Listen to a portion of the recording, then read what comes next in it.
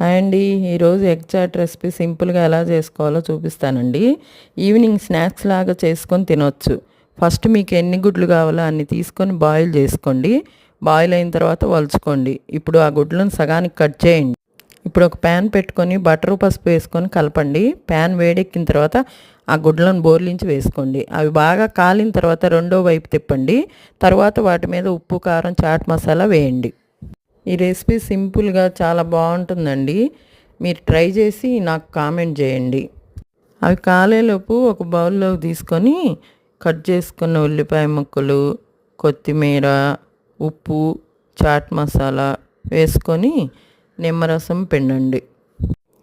ఈ ఎగ్ని పిల్లలు ఎవరైనా తినని వాళ్ళకి ఇలా చాట్ చేసి పెడితే చాలా ఇష్టంగా తింటారండి.